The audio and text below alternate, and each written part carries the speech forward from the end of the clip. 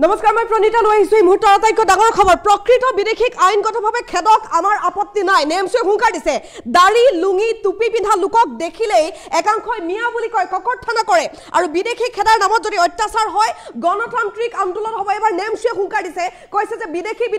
হিন্দুৱে হওক লাগিলে মুছলমানে হওক বাংলাদেশী খেদাৰ নামত কেৱল মিয়া লোকক টাৰ্গেট কৰা হৈছে নেকি তাক লৈ বৰ্তমান তেওঁলোকে হুংকাৰ দিছে যে বিদেশী খেদাৰ বাবে আমিও চৰকাৰক সহায় কৰিম কিন্তু কেৱল যদি মুছলমান লোকক হাৰাশাস্তি কৰে প্ৰকৃত ভাৰতীয় নাগৰিক যদি তাৰ মাজত সোমাই থাকে যদি হে কেৱল মিয়া লোকক টাৰ্গেট কৰা হয় যদি মিয়া খেদিবলৈ চেষ্টা কৰা হয় তেনেহলে কিন্তু আমি হাত সাৱটি বহি নাথাকিম হুংকাৰ দিছে বৰ্তমান সময়ত নেমছুৱে এতিয়া প্ৰতিবাদ কৰিম বুলি হুংকাৰ দিছে গণতান্ত্ৰিক আন্দোলনৰ হুংকাৰ দিছে নেমছুৱে লৈ আহিছো সবিচাৰি মুহূৰ্তৰ আটাইতকৈ ডাঙৰ খবৰ বাংলাদেশী বিতৰণৰ প্ৰক্ৰিয়া আৰম্ভ হ'ল আৰু ইয়াৰ মাজতে আহি গ'ল ডাঙৰ খবৰ প্ৰকৃত বিদেশীক আইনগতভাৱে খেদক আমাৰ আপত্তি নাই বুলি এবাৰ নেমছুৱে দিলে হুংকাৰ দাড়ি লুঙি টুপি পিন্ধা লোকক দেখিলে একাংশই মিয়া বুলি কয় ককৰ্থনা কৰে মিয়া বুলি ককৰ্থনা কৰা হয় সেই লোকসকলক বিদেশী খেদাৰ নামত অত্যাচাৰ যদি হয় তেনেহলে গণতান্ত্ৰিক আন্দোলন হ'ব এবাৰ নেমছুৱে হুংকাৰ দিছে চৰকাৰে প্ৰকৃত বিদেশীক খেদিব বিচাৰিলে আমিও সহায় কৰিম এইটো ঠিক আমি স্পষ্ট কৰিছো কিন্তু কেনেবাকৈ যদি উলুটা হয়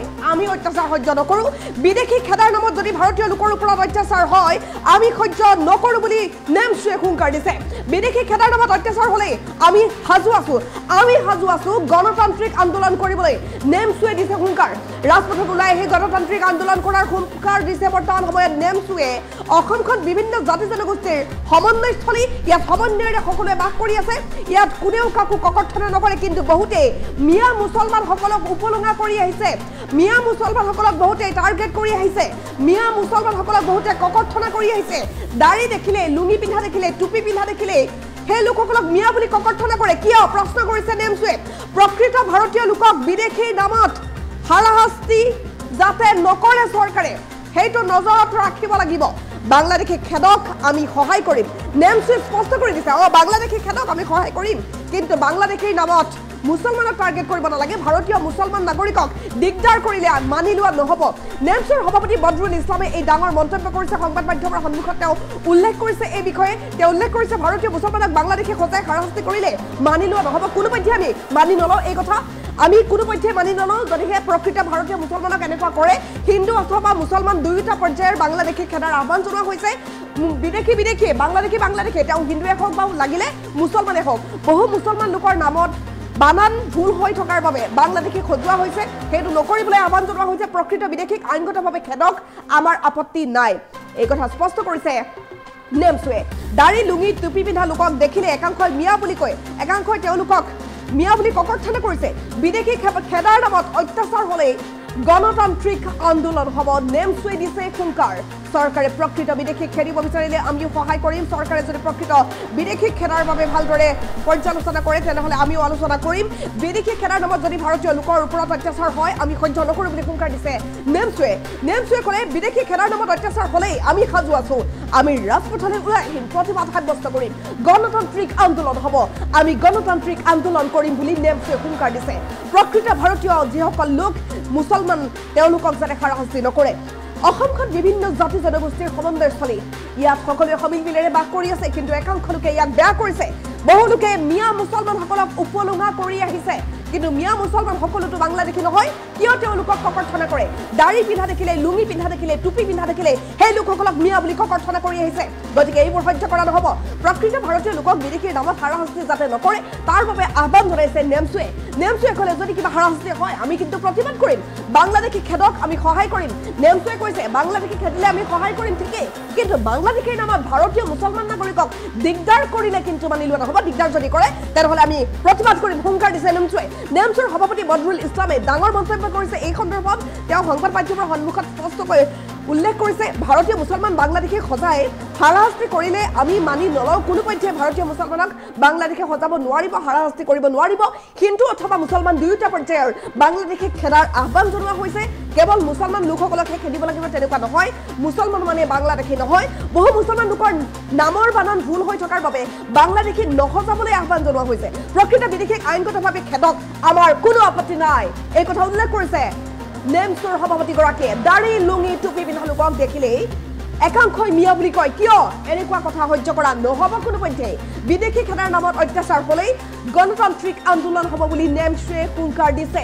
নেমচুৰ সভাপতিগৰাকীয়ে এই কথা উল্লেখ কৰিছে চৰকাৰে প্ৰকৃত বিদেশীক খেদিব বিচাৰিলেও আমি সহায় কৰিম প্ৰকৃত বিদেশী খেদক কিন্তু প্ৰকৃত বিদেশী খেদাৰ নামত ভাৰতীয় লোকক যাতে কোনোপধ্যেই হাৰাশাস্তি নকৰে বিদেশী খেদাৰ নামত ভাৰতীয় লোকৰ ওপৰত অত্যাচাৰ যদি হয় আমি সহ্য নকৰোঁ বিদেশী খেদাৰ নামত অত্যাচাৰ হ'লে আমি সাজু আছোঁ আমি ৰাজপথলৈ ওলাই আহিম আমি প্ৰতিবাদ সাব্যস্ত কৰিম বুলি উল্লেখ কৰিছে নেমচুৰ সভাপতিগৰাকীয়ে আমি গণতান্ত্ৰিক আন্দোলন কৰিম নেমচুৱে হুংকাৰ দিছে নেমচুৰ সভাপতি বদৰুল ইছলামে এই মন্তব্য কৰিছে তেওঁ কি ক'লে এই মুহূৰ্তত আমি শুনাব বিচাৰিছোঁ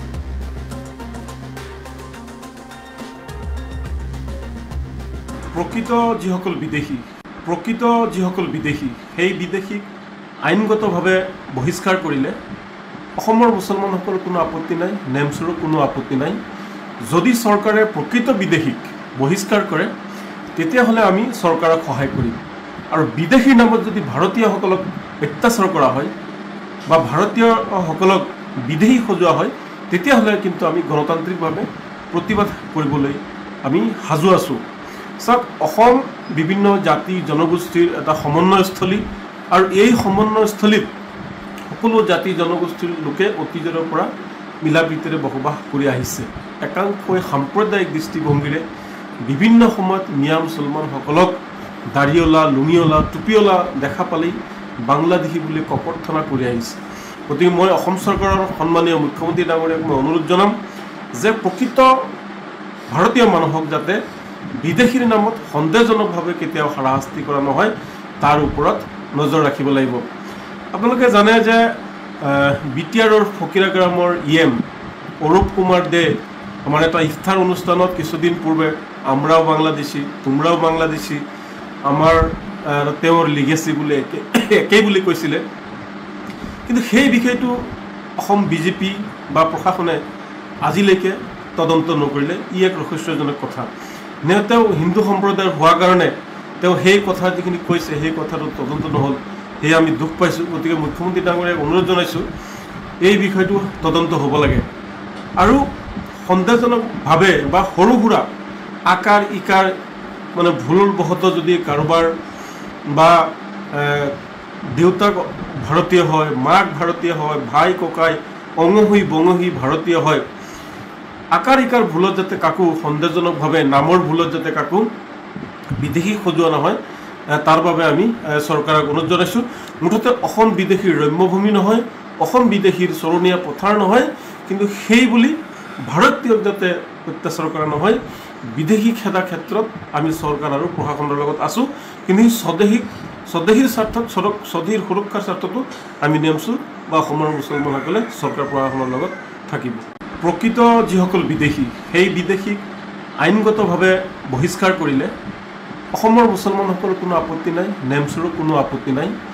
যদি চৰকাৰে প্ৰকৃত বিদেশীক বহিষ্কাৰ কৰে তেতিয়াহ'লে আমি চৰকাৰক সহায় কৰিম আৰু বিদেশীৰ নামত যদি ভাৰতীয়সকলক অত্যাচাৰ কৰা হয় বা ভাৰতীয়সকলক বিদেশী সজোৱা হয় তেতিয়াহ'লে কিন্তু আমি গণতান্ত্ৰিকভাৱে প্ৰতিবাদ কৰিবলৈ আমি সাজু আছোঁ চাওক অসম বিভিন্ন জাতি জনগোষ্ঠীৰ এটা সমন্বয়স্থলী আৰু এই সমন্বয়স্থলীত সকলো জাতি জনগোষ্ঠীৰ লোকে অতীজৰ পৰা মিলা প্ৰীতিৰে বসবাস কৰি আহিছে একাংশই সাম্প্ৰদায়িক দৃষ্টিভংগীৰে বিভিন্ন সময়ত মিয়া মুছলমানসকলক দাড়িঅলা লুঙিঅলা টুপিঅলা দেখা পালেই বাংলাদেশী বুলি ককৰ্থনা কৰি আহিছে গতিকে মই অসম চৰকাৰৰ সন্মানীয় মুখ্যমন্ত্ৰী ডাঙৰীয়াক মই অনুৰোধ জনাম যে প্ৰকৃত ভাৰতীয় মানুহক যাতে বিদেশীৰ নামত সন্দেহজনকভাৱে কেতিয়াও হাৰাশাস্তি কৰা নহয় তাৰ ওপৰত নজৰ ৰাখিব লাগিব আপোনালোকে জানে যে বিটিআৰৰ ফকিৰা গ্ৰামৰ ইএম অৰূপ কুমাৰ দে আমাৰ এটা ইফতাৰ অনুষ্ঠানত কিছুদিন পূৰ্বে আমৰাও বাংলাদেশী তোমৰাও বাংলাদেশী আমাৰ তেওঁৰ লিগেসি বুলি একেই বুলি কৈছিলে কিন্তু সেই বিষয়টো অসম বিজেপি বা প্ৰশাসনে আজিলৈকে তদন্ত নকৰিলে ই এক ৰহস্যজনক কথা তেওঁ হিন্দু সম্প্ৰদায়ৰ হোৱাৰ কাৰণে তেওঁ সেই কথা যিখিনি কৈছে সেই কথাটো তদন্ত নহ'ল সেই আমি দুখ পাইছোঁ গতিকে মুখ্যমন্ত্ৰী ডাঙৰীয়াক অনুৰোধ জনাইছোঁ এই বিষয়টো তদন্ত হ'ব লাগে আৰু সন্দেহজনকভাৱে বা সৰু সুৰা আকাৰ ইকাৰ মানে ভুলবশত যদি কাৰোবাৰ বা দেউতাক ভাৰতীয় হয়, মাক ভাৰতীয় হয়, ভাই ককাই অঙহী বঙহী ভাৰতীয় হয়, আকাৰ ইকাৰ ভুলত যাতে কাকো সন্দেহজনকভাৱে নামৰ ভুলত যাতে কাকো বিদেশী সজোৱা নহয়, তাৰ বাবে আমি চৰকাৰক অনুৰোধ জনাইছোঁ। মুঠতে অসম বিদেশীৰ ৰম্যভূমি নহয়, অসম বিদেশীৰ চৰণীয়া পথাৰ নহয়, কিন্তু সেই বুলি ভাৰতীয়ক যাতে অত্যাচাৰ কৰা নহয়। বিদেশী খেদা ক্ষেত্ৰত আমি চৰকাৰ আৰু প্ৰশাসনৰ লগত আছোঁ, কিন্তু স্বদেশীৰ স্বাৰ্থত স্বদেশীৰ সুৰক্ষাৰ স্বাৰ্থতো আমি নেমচো বা অসমৰ মুছলমানসকলে চৰকাৰ প্ৰশাসনৰ লগত